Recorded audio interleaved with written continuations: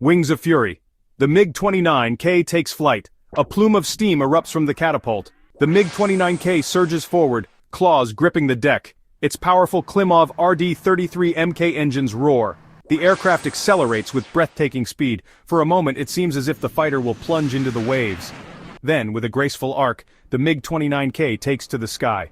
This is the MiG-29K, Russia's carrier-based multirole fighter.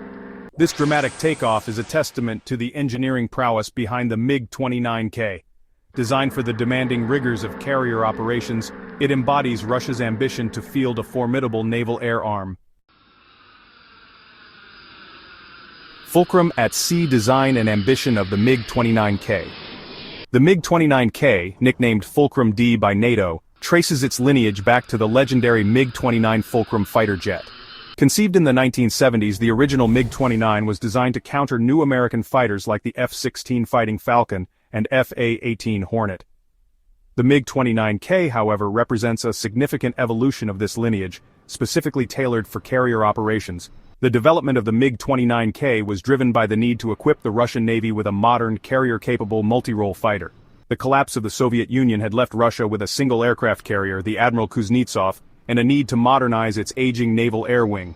The MiG-29K emerged as the answer, designed to project Russian power in the maritime domain. The MiG-29K boasts a range of advanced features that set it apart from its land-based counterparts. Its strengthened airframe, folding wings, and robust landing gear are all optimized for the demanding conditions of carrier landings. The aircraft is powered by two Klimov RD-33MK turbofan engines, providing it with exceptional thrust and maneuverability. The MiG-29K's avionics suite is equally impressive, featuring a multifunction radar, helmet-mounted display, and advanced electronic countermeasures. Troubled waters, technical and operational challenges. Despite its formidable capabilities, the MiG-29K has faced a series of technical and operational challenges throughout its service life. These challenges have raised questions about the aircraft's reliability, maintainability, and overall effectiveness as a carrier-based fighter. One of the most persistent issues plaguing the MiG-29K has been its poor engine reliability.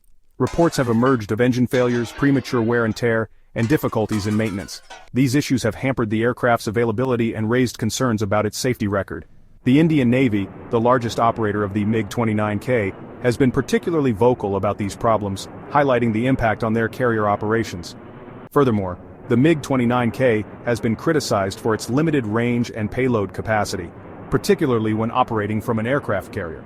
The need to carry additional fuel and equipment for carrier operations significantly reduces the aircraft's combat radius and weapons load.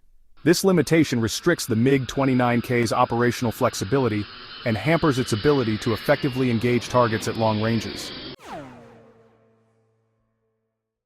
A force-compared MiG-29K against its rivals.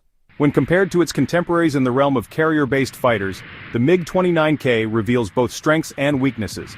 The American F/A-18E/F Super Hornet excels in versatility and long-range strike capabilities.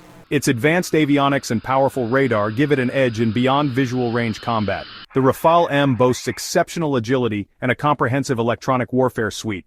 Its ability to operate from both carriers and land bases enhances its flexibility.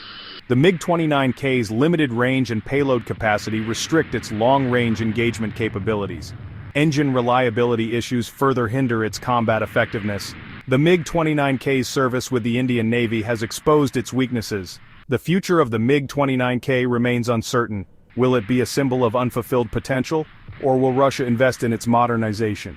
The answer will have profound implications for the balance of power at sea.